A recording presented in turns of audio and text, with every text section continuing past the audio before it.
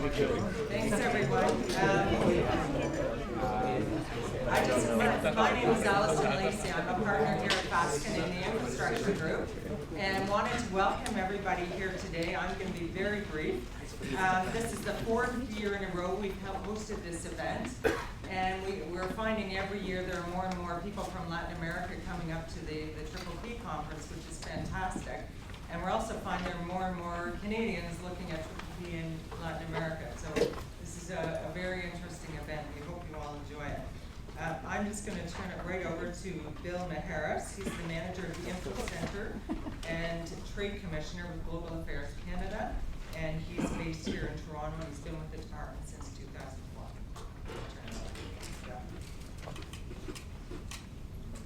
Well, thanks very much, Allison, and thank you to Fasken for hosting this event annually. I understand it's the fourth year that you've been hosting, so wonderful. Thank you for the space. Thank you for all the support that you give. I'm Bill Maharis. I'm the Trade Commissioner with Global Affairs Canada, based here in Toronto. I have a number of colleagues in the room as well, so thank you, colleagues, as well, for coming to this event. I'd like to acknowledge the Canada-Colombia Chamber of Trade and Investment. Andres Trevino, what a great job you guys are doing. Congratulations, and it's wonderful to be a sponsor and a partner with the Canada-Colombia Chamber year after year and support events that you do that are so critical, I think, for Canada-Colombia trade and investment. Canada has been actively deepening its engagement with the Pacific Alliance. First, we were a Latin American observer in 2012, and then we signed a joint declaration on partnership with the Pacific Alliance in 2016. And last year, we were among the first countries invited to become an associated state of the Pacific Alliance, along with Australia, New Zealand, and Singapore. The Pacific Alliance is a very, very important market for Canada in trade and investment. It's got a combined GDP of $2.5 trillion with 223 million inhabitants, and it is very, very important for Canada. I want to talk a little bit about Canada-Pacific Alliance commercial relations just for 1 minute. We have comprehensive and ambitious free trade agreements with all the 4 Pacific Alliance members, Mexico, Chile, Colombia, and Peru. Our total merchandise trade with the Pacific Alliance countries is about $51 billion in 2017. This represents about 80% of Canada's engagement in two-way trade with all of Latin America. So 80% of our trade with Latin America is with there's 4 Pacific Alliance members. So that's showing you how important that particular geography is for Canada. And in terms also of investment, Canadian direct investment abroad, this is really one of the key markets for Canada, with a combined $48 billion of cumulative investment from Canada to the Pacific Alliance countries. That is primarily in 3 sectors: in the mining sector, infrastructure, and the financial services sectors. The Trade Commissioner Service has a substantial presence in the Pacific Alliance countries, in 4 countries. In Mexico, we have the embassy in Mexico City, along with 2 trade outfits, consulates in Guadalajara and Monterrey. In Chile, we have our embassy in Santiago. In Colombia, we have the embassy in Bogota, and of course, our embassy in Lima covering Peru. We have trade commissioners in each of these offices for Canadian companies and investors who are looking for market intelligence, contacts, and information in each of these markets.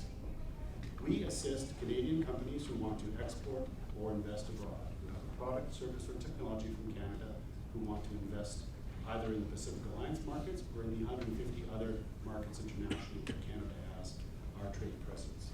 We also help foreign companies who want to buy Canadian products, services, or technologies, or who want to joint venture or partner with Canadian companies. And finally, we assist foreign companies who want to invest in Canada. And by investment, we mean greenfield investments, or a new distribution center, or a new manufacturing plant, a new office. Okay. So that's the services of the Trade Commissioner Service. I wish you all the best of success this evening. It's my pleasure now to introduce Andres Trevino, the President of the Canada-Colombia Chamber. Thank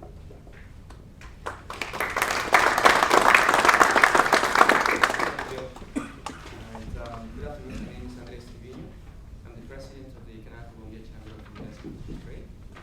We are an organization created in Canada to support and promote these relations between the 2 countries.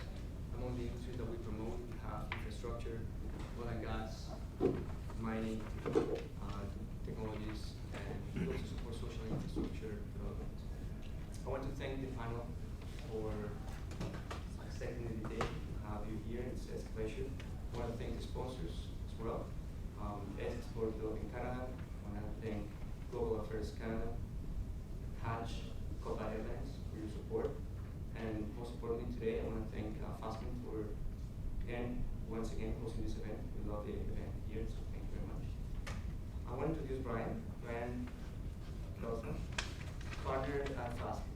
Brian practices focus on project finance and development, banking, corporate finance, and public-private partnerships. Brian has vast experience in infrastructure development and finance across Canada, the US, and emerging markets.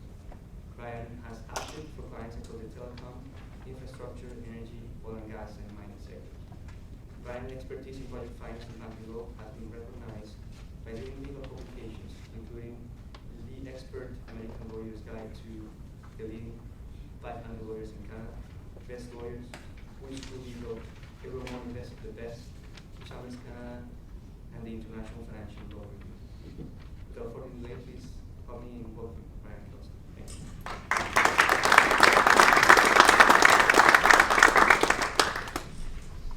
Thank you very much. Is this working, this thing? Yeah, it's working. If you can't hear me, Yes. yes, it's working. Okay, good. Well, I had the privilege of going down to Bogota with Andres and Allison and another of our partners, Ellen Plotkin. Was that about 4 or 5 months ago? Yeah. Great fun. Met a lot of people, including Carlos. So welcome everybody, and thank you for coming. So the panel format today is really quite simple. I'm going to ask some questions. People, I think, if I may, I'm going to ask some questions that really apply generally, so that we'll sort of drop down the line. Go first with Carlos, and then so Colombia, Peru, and Chile. They're more broad. Of course, I'm going to ask the main question, which is what's in the pipeline coming up, which I'm sure you're all interested to hear. And then I've got, if time permits, we've got some other questions that relate to the country specifically. So starting with the obvious and a general question, what can you tell me about the business and economic climate right now in a particular country? And what factors do you see driving that in the medium term, short, medium term, either positive or negative? Carlos, why don't I start with you, and we can just pop down that line. Thank you, Brian. I'm delighted to be here with you today. Thank you to the Chamber, to Faskin, our host, and to all of you for attending. In the case of Colombia, we see an interesting long-term view. If you look at the numbers of economic growth, Colombia is doing well. It has been doing well for the last 20 years. I mean, if you compare with the average of the Latin American and the Caribbean markets, this year we will grow by 2.8%. If you compare this with the average, it will be 1.2%, and next year other results expected are going to be kind of the same. But more than that, I would say there are several topics that I would like to stress. For instance, that today Colombia is part of the OECD, and that brings to us pride and the possibility of having more higher standards and a way to conduct business in our country. So any investor in the world knows what we are talking about, OECD, and we are proud to be part of that organization that will bring, as I mentioned, higher standards for conducting and having business in our country. And in terms of the drivers of economic growth, I think it's worth mentioning on the one hand, 4G. 4G will add kind of 0.7% to GDP in the long term.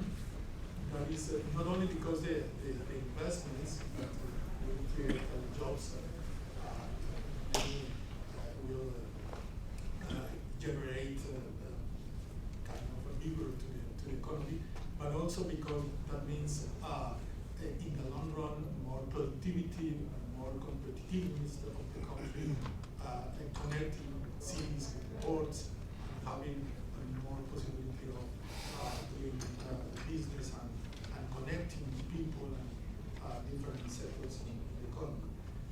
The other thing that I'd like to mention is the commodity cycle. I mean, even though Colombia wants to diversify the export matrix, we are still dependent on oil mainly, and in the medium term at least we will see a good environment for the oil business, and of course that will bring resources to the economy. And the last thing, which is quite important for us, of course, is the peace process. The peace process will bring the expansion of the agro-business in Colombia, the possibility of having more resources, different subsectors that will be bring to the formal economy, and of course in the short term the possibility of reducing our expenditure and in defense, in homeland security. So for all these reasons, we see with an optimistic way the medium and long term forecast for Colombia. Alberto? Well, thank you. I would point in general that what you see here is probably the best of Latin America.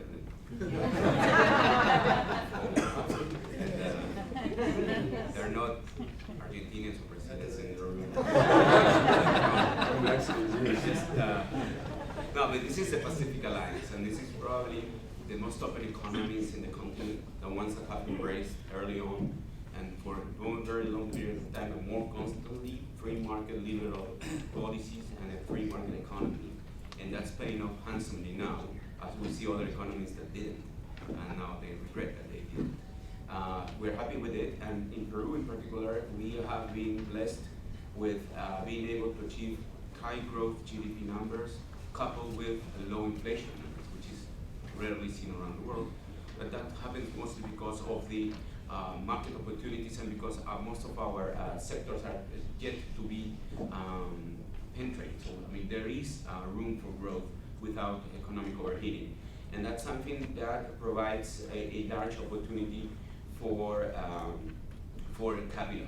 And just to point out, any kind of capital.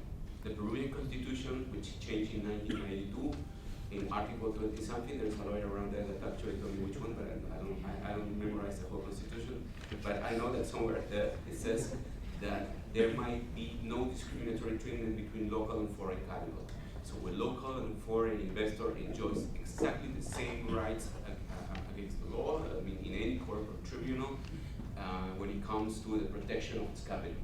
And this is key, because that, coupled with a very free flow of capital system that we have, I mean, capital's inflows and outflows in Peru are totally free. You don't even have to register, there's no obligation to register actually. Of course, we always ask you to do so, it helps the statistics, but if you don't, I mean, there's no penalty in it.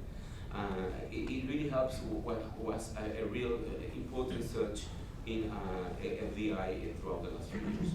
So we are, just like Colombia, growing at very high numbers. We expect to have around 4% GDP growth this year, one of the highest in the region, and that's IMF estimates, by the way. And we are expecting to still keep around between 3 and 4% for the following probably 10 years. That's the rosy picture.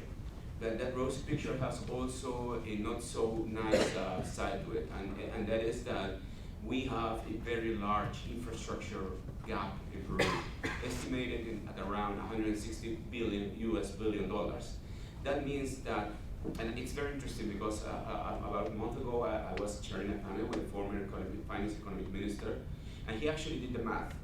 He found that in the region, Peru is one of the countries that spends or actually invests the most as a percentage of GDP into infrastructure. So it's not really the lack of that will. I mean, we actually do invest, the government does invest a lot of resources into infrastructure.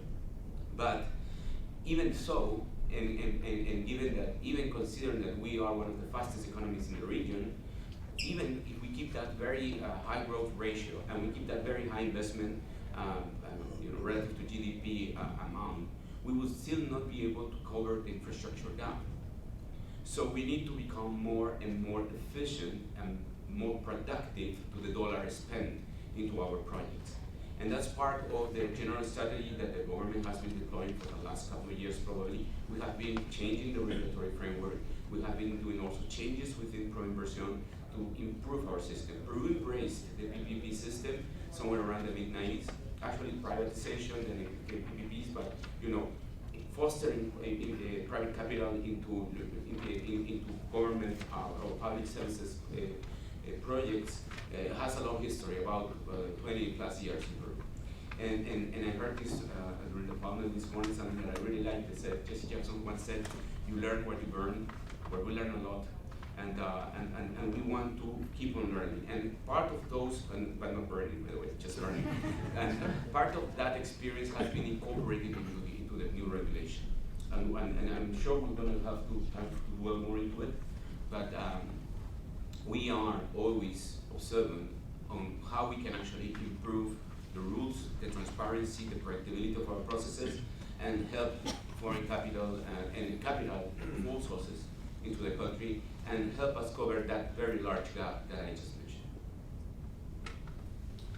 mentioned. Okay, thank you.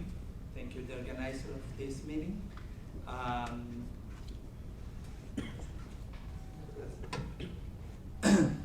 Well, about Chile, we can say 5 things why invest in Chile. First, we have a strong macroeconomic basis. Our figures are very good for the last or even 30 years. We have a real average growth about 5% per annum. So it's the highest in the region. And we have a moderate inflation during the last 8 years. We have around no more than 3.4% annual. So it's a very good rate for us. And we have the central bank in charge of maintain that rate, the minimum or the maximum of the 3% per annum. Also, we have, as Alberto said, we have an economic development, very diversified, very open to the world that began at the 90s, and we are basically an economy, an export economy. First, exportation in copper, and also agriculture exportation and wine and other, and also now service, especially in IT and also general service, financial service. The second thing I think it's very important that doing business in Chile is well run in all the world. We have a very good rank. I guess one of the most important, or one of the first in Latin America. Sometimes when people said you are the first, perhaps we are more serious or more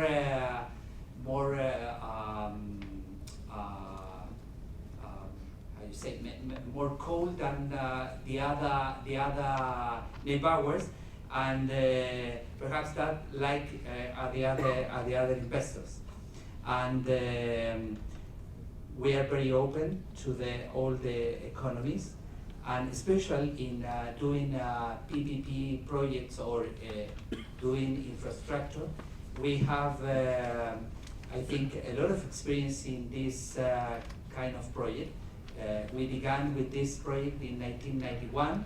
We have around 26 years of experience, 94 projects awarded, especially in road investment, toll roads, but also we have around 6 hospital project, 8 prisons, and also 3 or 4 irrigation dams. So we have a diversity of infrastructure in Chile, and one of the important thing about this doing PPP projects is about our strong regulatory framework.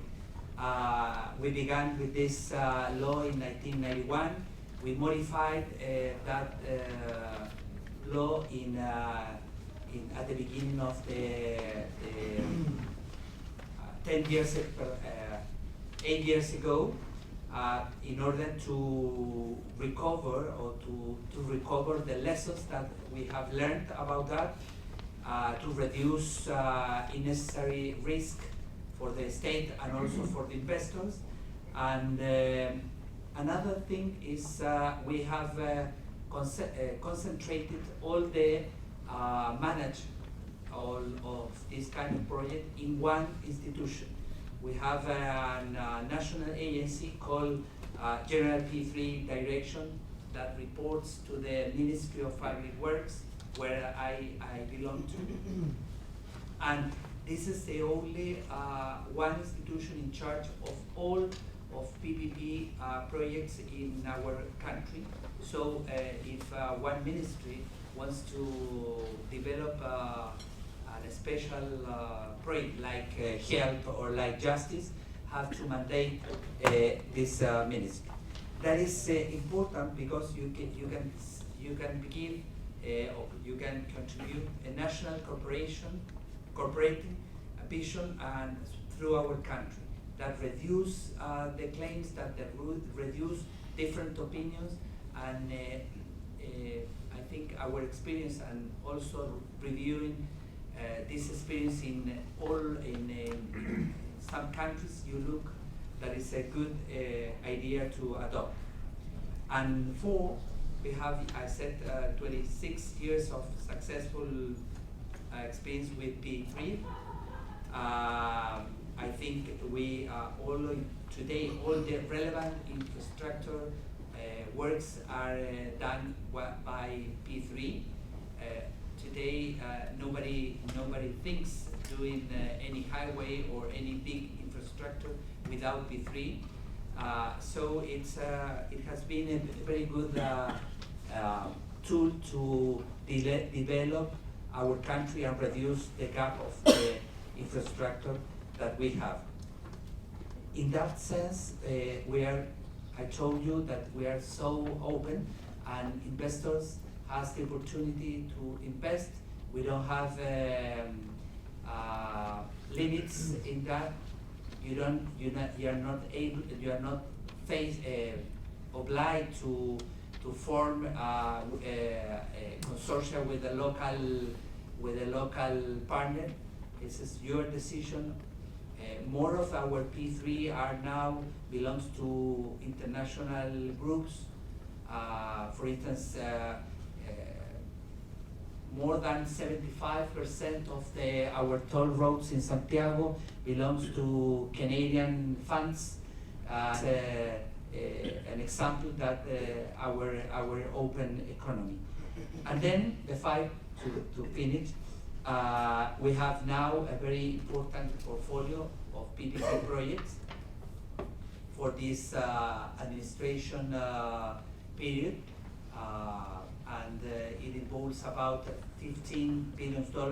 For us, it's a very, very important amount in 60 projects. That's it. Thank you. Okay. So let me turn now to, I think, the most popular question. Could you identify for me in each of your countries the pipeline? What are the main sectors that you're pursuing, and what are the key projects that are coming up in the next little while that Canadians would be interested in investing in? Thank you, Ray. So in our case, we have a robust pipeline for the next few years. It is important to mention that the new government that was elected 4 months ago was sworn in August. Has been less than 100 days. So they are working on the development plan. The basis will be published by the end of this month, and the plan will be presented to the consideration of Congress in February. But so far, the government has been clear in the sense that they like, they need, the country needs to reduce the infrastructure gap. Our figure is relatively close to what Alberto mentioned in Peru. In our case, we are talking about $140 billion, which is an important, significant gap. So infrastructure will be a key element on the development plan of the new government. And the other thing which is important to highlight is that the new government is pro-business, pro-market solutions. In the tax bill that was presented to the Congress a week ago, there is a reduction of the tax rate for corporations. There is a reduction of VAT for importing goods, capital goods, equipment, machinery. So the government has a clear view on the importance of a private sector and private investments. So having said that, in terms of particular projects, we as FBN, by the way, we are a bank, we're a financial institution with the possibility of doing several different things. We act as lenders, as equity investors. We provide trust services, but we also, given the necessity of the national and subnational governments, we act as advisors to complex projects, entry projects that require the combination of skills and knowledge in different things, the technical stuff, legal, and financial stuff. So for that reason, we participate as advisors, and in that regard, we are, in our hands are several of the most important projects in Colombia. The biggest one, of course, is Metro Bogotá. Metro Bogotá is the largest project in the history of the country. It is, I think it's You got 3 mics. too many. None of them work, but you got 3 mics. So I was mentioning the Metro, that is the Metro Bogotá, the biggest project in Colombian history, an investment of 4.3 billion. The last week, the process began formally. The request for qualification was published a week ago, and those interested in qualifying have up to the end of January to present their documentation. It's going to be a one contract, the integration of civil works, the rolling stock and operations. That's basically because Bogotá City has no history or experience on metro lines. The Empresa Metro Bogotá was created only a year ago with no experience in the field. So for that reason, after a long discussion and consideration, our recommendation as advisors was to have a single contract. So that is the biggest investment project. Other projects in which we are working are, for instance, the LRT of Medellin, an investment of about $800 million. It is an extension of existing line, 16 stations, quite a significant project. We are working on the design of what it would be the best way to do it, and we are looking for the authorizations of the national government, who is going to co-finance the project, co-funding the project in about 70%. we are working on the reorganization of the transportation system in Barranquilla, and several other projects. Probably I would like to mention the non-conventional renewable energy program. It's going to be an auction next year. The size of the program is between 0.5 and 1.5 gigas. We are advising and we are working with the Ministry of Mining and Energy for a couple of years, working in this regard with the help and support by the World Bank.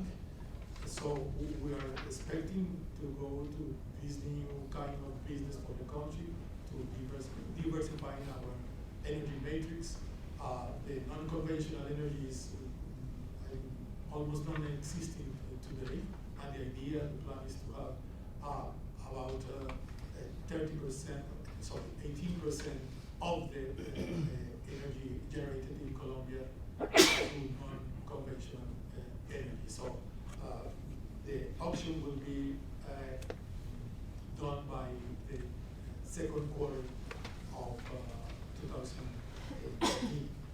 And besides that, I will mention a couple of projects quickly, is that in spite of not being involved in some of these projects as advisors, we have as a country several other projects, P3 projects, or significant projects that are worth mentioning.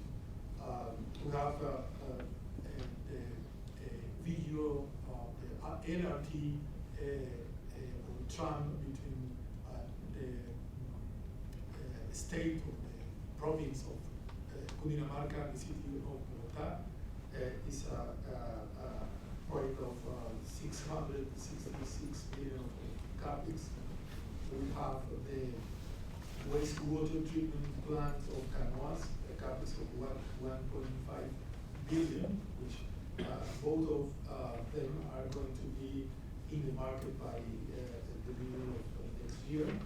And we have a couple of projects at the airports, the Bogotá airport, the extension of the current airport, the second phase, that will be an investment of 1.1 billion. And we have as a solicited proposal, but having some progress, the project of the new Cartagena airport of about $700 million. So we have a kind of robust pipeline. We will have to see what the new government puts at the end of the day in the national plan. But so far, the indications are clear that P3 will be part of it, and we will have significant and interesting projects for international investors and lenders and service engineering firms, legal firms in Colombia in the next few years. Well, thank you. We have currently, I mean, we ProInversion basically are a procurement agent for the government when it comes to PPPs. So whatever project there is that will involve government financing, meaning subsidy, and that will require a concessionaire to, or a consortium to carry on with, whether it be the construction or operation and management, it will be tendered out through our processes. And as such, I mean, we also are partially involved in the feasibility stage, as we sometimes provide technical assistance to the ministries by hiring advisors, technical advisors to conduct feasibility studies. And in that space, both the formulation of feasibility stage and the structuring transaction, currently we are handling 56 projects for around $8.3 billion, being the most important on that amount, probably the transport sector and the water and sanitation space. But that also includes schools, hospitals, even some with the operation and management of the National Convention Center in Lima, and cable car, touristic projects and so on. And most important, and also the energy and mining sector, with natural gas prices that we're handling. So this year we are going to be closing the year with a total estimate of $3.1 billion of awarded projects, mostly on two large projects we just closed. We closed a few months ago. One was the Michiquillay copper mine site that we awarded in February with a total estimate of $2.5 billion. And then the port of Sandoval in northern Peru with an estimated investment of $239 million. So for the remaining of the year, we have 6 broadband internet projects for the access to broadband internet for regional or provincial cities. With those 6, we should be finalizing the coverage of all of the 21 departments in Peru that can actually do this, because this is fiber optics that use the existing power transmission lines to run. We have 3 more departments in the jungle that they are not connected to the main grid because of actually the geography being so complex. That will, we are devising a new project with the Ministry of Transport and Communication. Will probably be in the market next year, and it's going to be a mixture of technologies between satellite and I would say submarine, but it's not submarine, it's like underwater fiber optics for the jungle.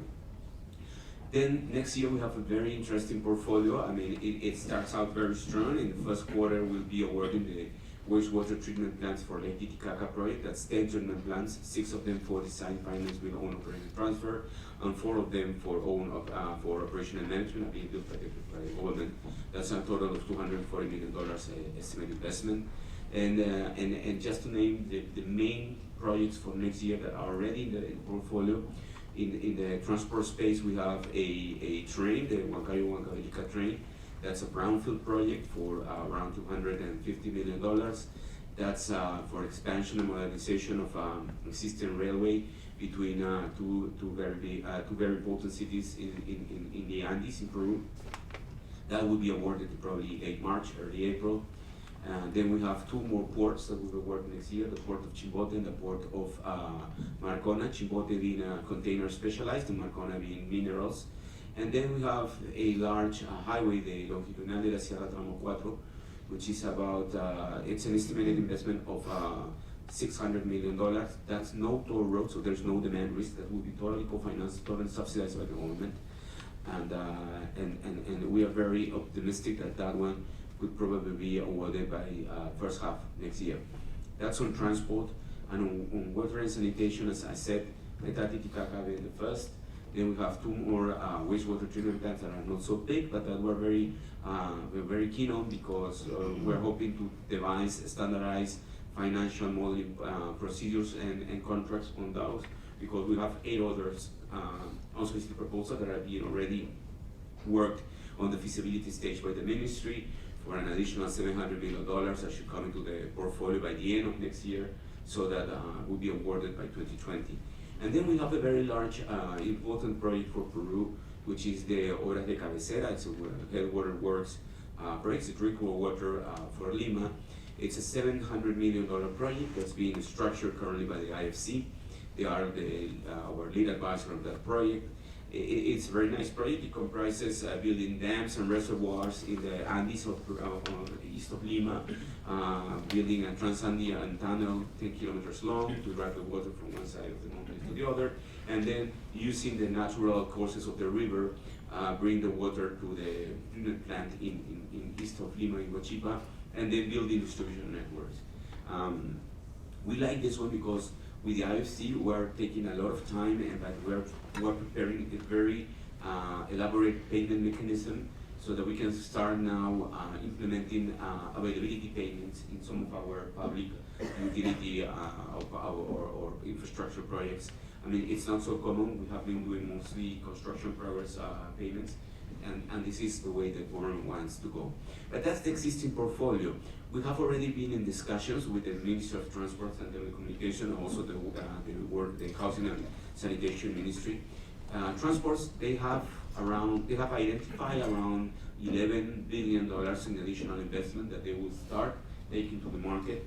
And by the end of this year, we'll probably kickstart the unsolicited proposal process to receive proposals and start unsolicited proposal processes for around $5 billion. That will be 2 LRTs, one LRT in southern Lima, from Lima to Ica, one LRT from Trujillo to Chiclayo in northern Peru.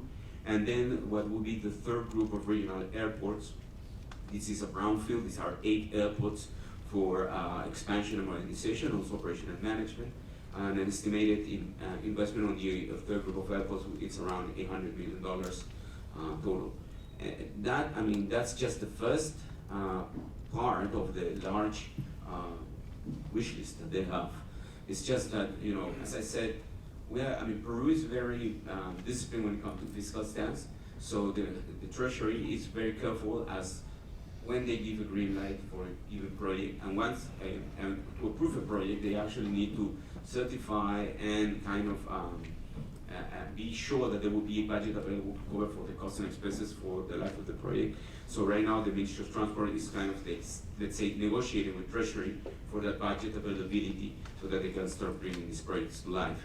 And in sanitation, we have, as I said, 8 projects right now that will come to the market by the end of next year or beginning of the year after. But then there is also 3 additional projects that the ministry is looking to develop on the desalination plant area for cities in northern and southern Peru that right now have low access to drinkable water.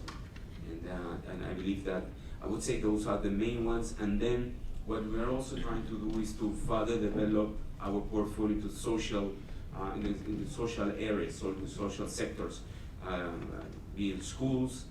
We have been working on schools proposals for quite a while, and the first ones will reach the market next year.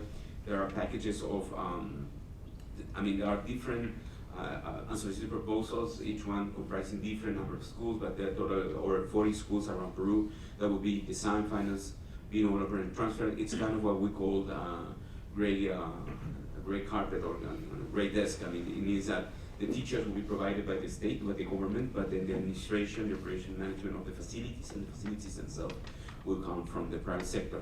And then on health, we have 2 hospitals from the Social Security Network that will be work next year. Piura for sure, and Chimbote. We're really making a lot of progress on that, but it might actually be on the year after. But these are very important because we are also working very intensively with the Ministry of Health to develop that portfolio.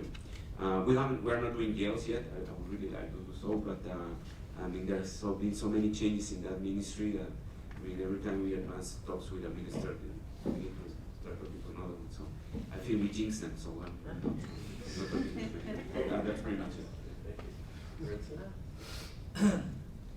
Okay, our P3 portfolio to be tendered in in this administration involves about $15 billion in 60 projects. The main area that we are going to tender is toll roads. We have about $10 billion.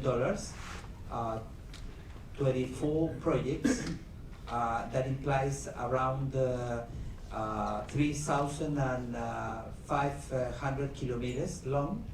These projects, most of them of the 24 projects are brownfield projects because in the next years we have to repeat the 3 parts of the most important highway in Chile that goes from Los Vilos to Temuco, and this is the Pan American Highway in Chile.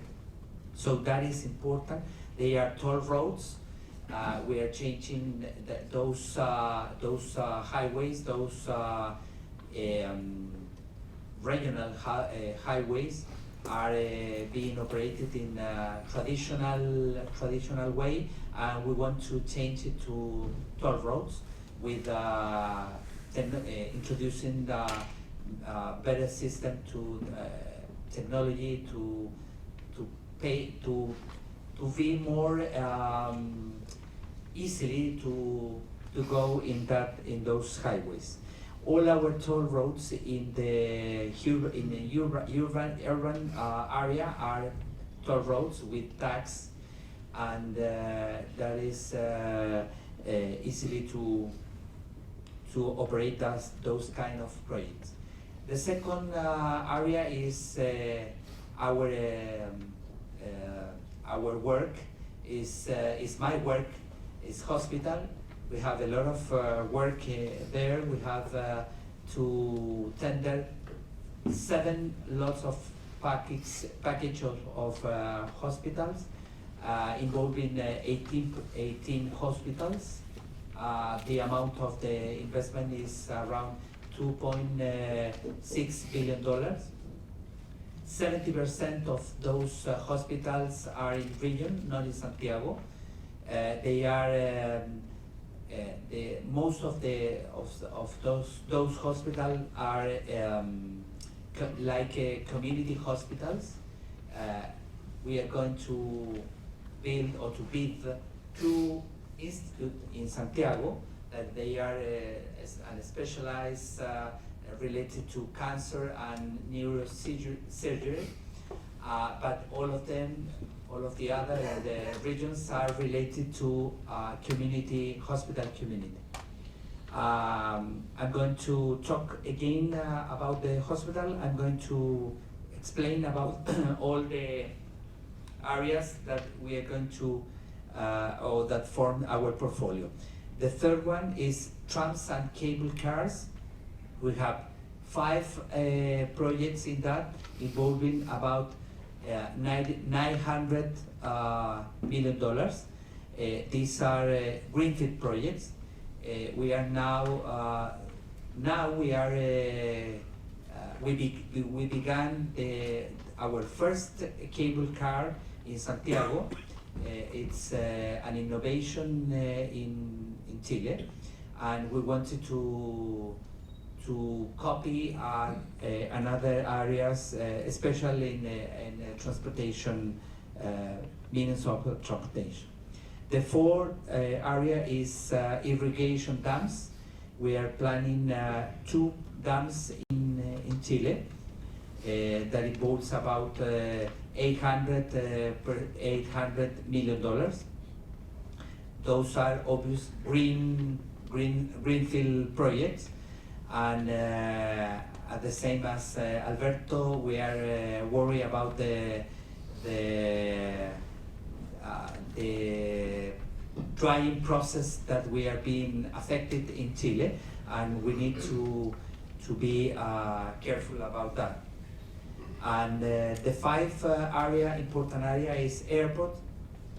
I guess all of the airports in Chile belongs to PPP projects here in Chile.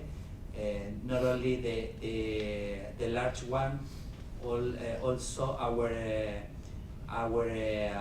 regional airport, and we wanted to rebuild, because this is a brownfield, 7 airports involving $500 million.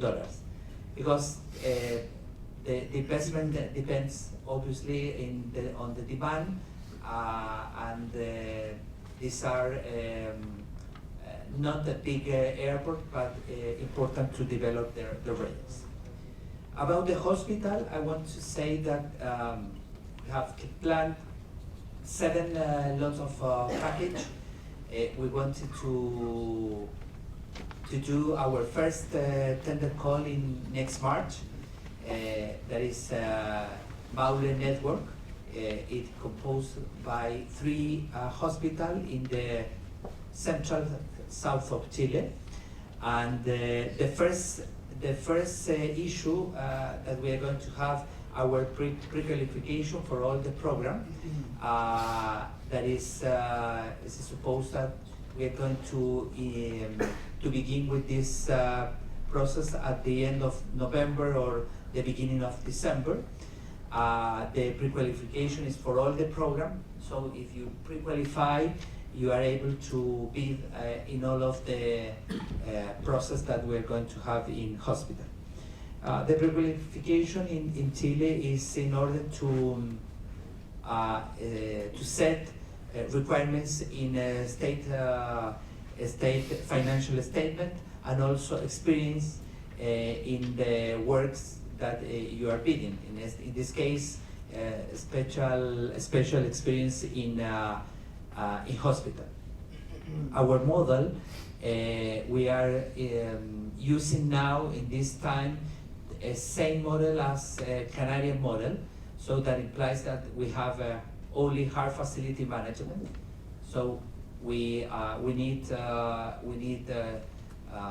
bidders that want to work in design, finance, building, operate, and maintain the infrastructure. And also we are adding medical equipment service that implies that you have to buy the equipment and also maintain. So you are going, it's supposed that you have to be paid by the availability. This word is so difficult for me. Availability.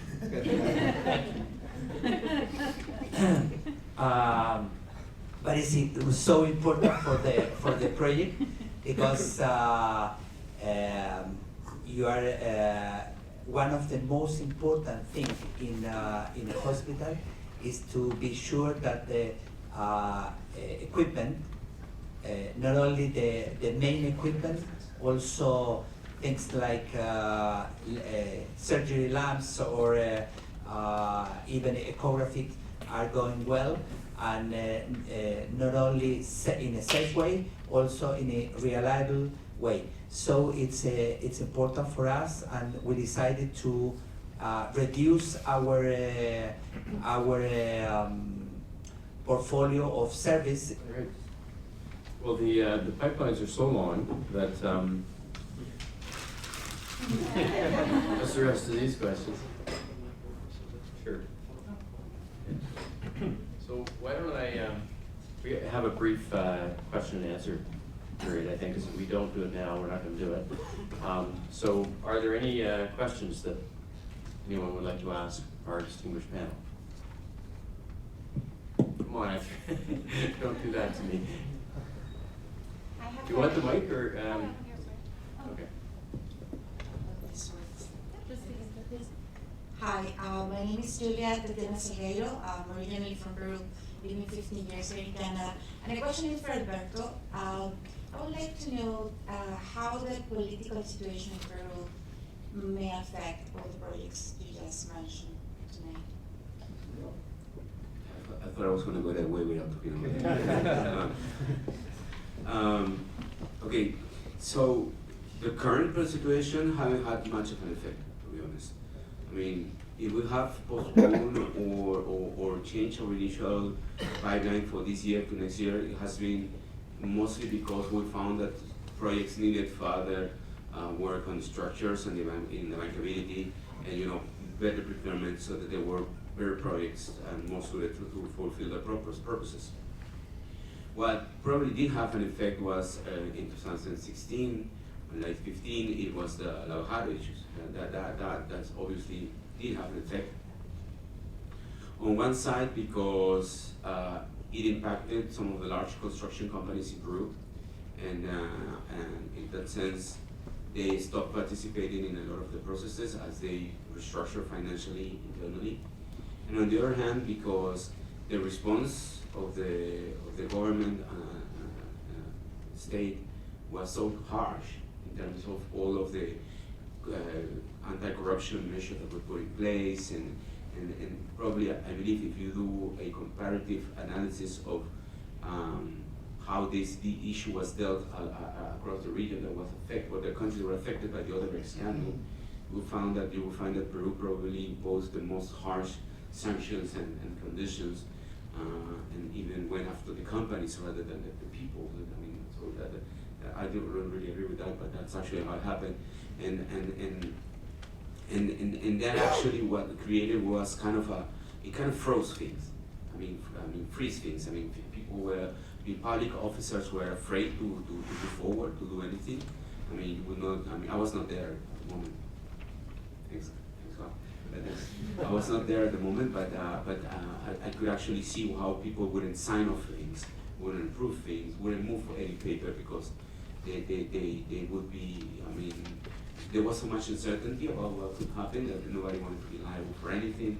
And that kind of created this gap, this lag in the pipeline that we're gonna try to overcome by reactivating of our processes and reactivating all of our mechanisms in order to start working again and getting the pipeline going. And probably this year was not as intense as I hoped for, but next year, I mean, it's certainly going to be, and this is not an empty promise. You will see the first 3 months of next year will be full of action, I promise. Any other questions? I have one actually, and I'm making this up because it's not on there. But when I was down in Bogota, we were fortunate because we were there at the day before the election. And there was much talk and speculation between the two candidates as to which one was going to be pro P3, pro this, that, and the other. So I know who won, and that was what was sort of billed as the business person, leader. But Carlos, how committed, I know they're developing the plan, and I know it's the first 100 days, but what is this current president very pro the P3 model and the kind of procurement that we're talking about? Yeah, I would say yes in a general sense. So far, the government has set a couple of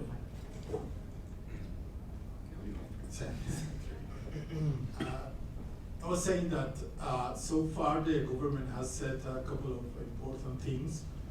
The Ministry of Transportation said that her main target objective would be to keep pace on 4G, which is the road and highways program, which is a significant, I didn't mention it because I don't know why, but that's an opportunity to do it.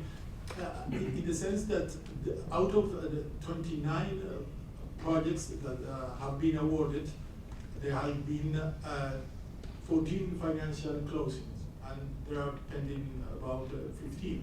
So the target of the government is to ensure that the rest of it is going to have the financial closing, and trying to solve a couple of things that are required in order to keep pace.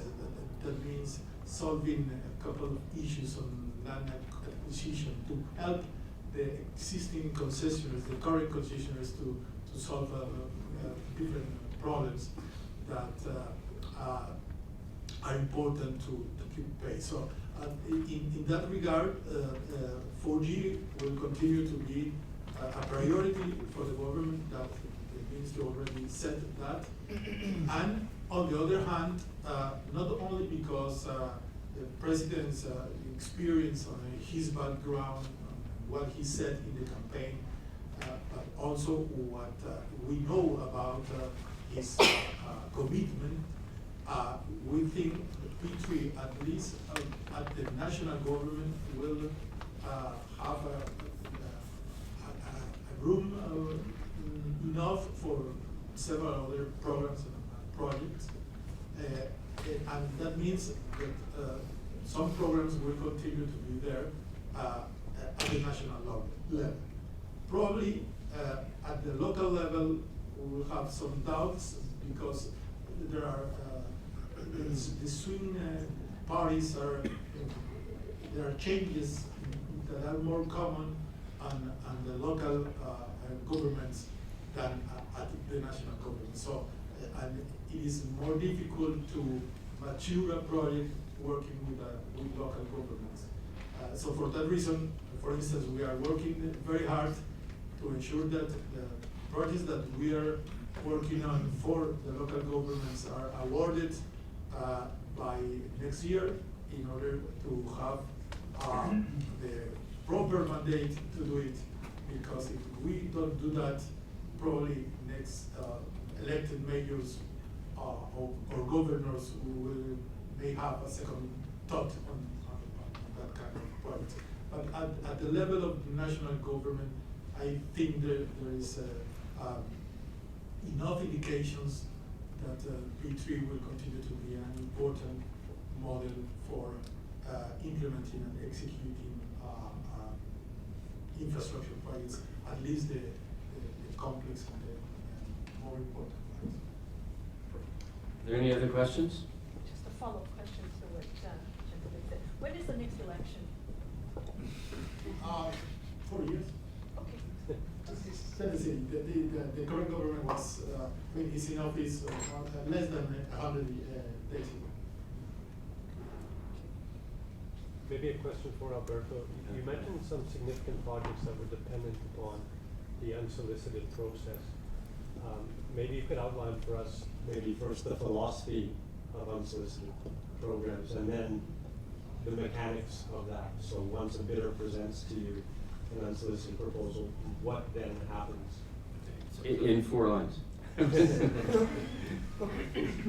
Very complex, not me. Maybe the context is trying to understand the incentive for a developer to actually submit an unsolicited proposal to you. Yeah, I mean, so What are the protections? yeah, I mean, when Peru embraced the unsolicited proposal mechanism, at first it was very open, and we realized that that led to a very messy process where we literally received 200 proposals for all kinds of stuff, and a lot of those were stuff that the government didn't really need, and we knew that we didn't need it. So it was kind of a waste of time for everyone. So now the law, it requires that. When it comes to a proposal that would require government financing, government subsidy, the relevant ministry must request from the Treasury the budget allocation for it, and then will open a 90-day period window in which any party that's interested in being the proponent for an unsolicited proposal would put forward like a preliminary proposal, which is something very conceptual, which is something very conceptual. Not feasibility studies have been done at that point. That then is presented to ProInversion. We basically check if it conforms with the regulation, and then we pass it over to the relevant ministry. That then will choose from all the proposals that it has received which one is the relevant one to carry on the process. And then the ministry will issue what we call a relevance opinion. With that relevance opinion, then we start working. The first stage being the formulation stage. Basically, in that stage, the proponent, the chosen proponent, will develop all of the feasibility studies or the pre-feasibility studies for the project, and this is a process that will be supervised by the government. So it's not a you go by yourself process and then you come back with a plan for the metro. No, or the train or whatever. So no, it's a very regulated process. It's called the PPP system. Has a lot of rules, and it clearly states what needs to be done and what needs to be assessed, what needs to be analyzed.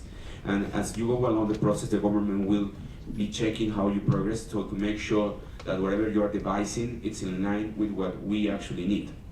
At the end of that, the ministry will issue what is called the viability, meaning that your project, the one that you have devised, it's worth government money because it has a social return.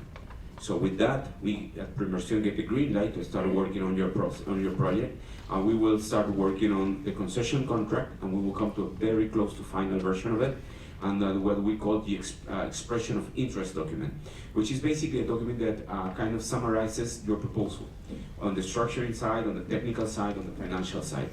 Then we will come back to you and say, of course, this is also a dialogue, but then at some point we come back to you and say, okay, you propose as A, and we looked at it, and now we believe that we need B. So this is what we need, B. Are you in agreement with this or not? If you do not agree, then that's it, end of the process. The only provision is that if the government wants to carry forward with that project, we can actually buy off the studies from you, because those studies actually belong to you. They are your PI. We cannot actually, the government cannot use them because they are your property. So if you want to carry on with the project that you devised, then we can actually say, okay, you know what, I really want to go forward, I'll pay whatever you pay for this, and then I can carry on. If you say yeah, then we will, at that point, make the whole process public, because until that point it's confidential. And then we would publish the expression of interest document and the version of the contract, and for 90 days we will wait if there are third parties interested in that project. If there are known parties interested, then we will sign the contract that you already agree on, and that's it. If during that period there are third parties interested, and all they have to do is submit a letter of interest and a big bond that is usually at least $2 million worth, at least usually, because that's what I've seen. And if there is only at least one of them, at the end of the 90 days, we will launch an open international procurement process, a tendering process for the process. At the end of which process, it usually, depends on the complexity of the project. If it's, like not too complex, we can actually do 3-4 months. If it's very complex and we need to provide time to the market to prepare proposals, it might be a bit longer. At the end of that one, we have the bidding. And then at the bidding, there are two things that will happen. If you lose, then whoever wins needs to pay you back for the cost of your studies, because it's still your property. And the other thing is that the initial proponent has a right to match, a one-time right to match, meaning that we will hold a first round of bidding, and in that round of bidding, the initial proponent might actually come in last. But if the initial proponent doesn't win, a second round of bidding will be held between the winner of the first round and the initial proponent, and then that's it. That's when the whole thing, as I said, kind of complex. Maybe one more question from you. Yeah, go ahead. For Mauricio, you mentioned the hospital portfolio that's going to be built. Is it all greenfield, or is it kind of building in an existing hospital environment as well? Most of them are brownfield projects. We have only 2 greenfield projects, but you don't have the risk on demand, because you have to only design and build the infrastructure. And our subsidies, our payments are based on full public subsidies. So you don't have the risk on demand. In the last time, when you use soft facilities management, we apply a portion of the subsidy was related to the on demand. So in this time we're not going to have that situation. So you are not having the risk on that greenfield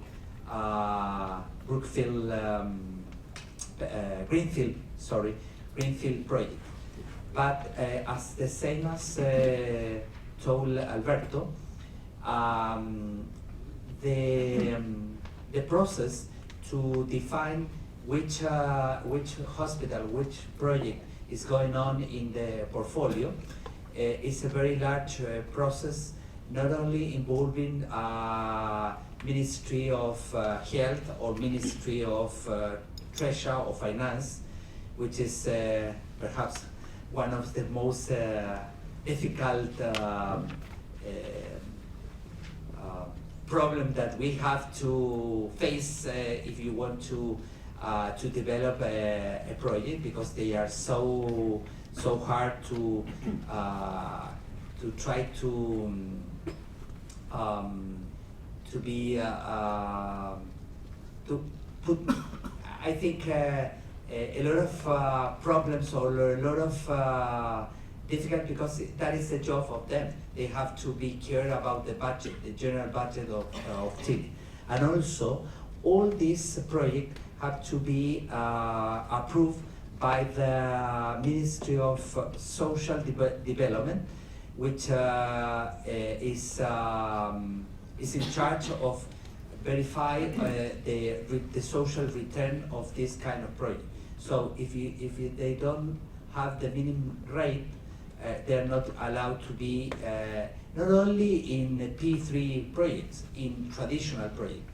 So I think the 2 greenfield projects that we have, one is located in in a new district, the North District of Santiago. They have more than 1 million of population. I don't think they are going to have any problems with the demand because that is a problem of the state, and we don't. We know that we have in the region and Latin American several projects that they don't have enough demand to use the hospital, and that affects the rentability of the social return and also the private return. But we don't have that problems. Okay, Thank you. Well, all that stands between us and a glass of wine is my remarks. To just simply say thank you very much to our panel. It's very interesting, very impressive background. And we've done this for a lot of years, so thanks again. Good to see you all. And please come and join us for a glass of wine.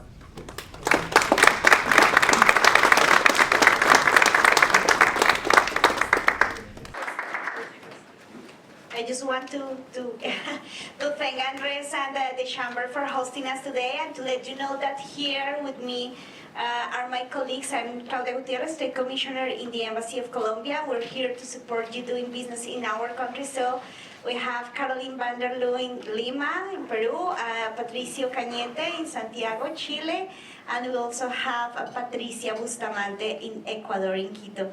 So please feel free to contact us if you need any support in our countries, and feel free to contact these gentlemen who help us and explain us a little bit about our projects. Thank you.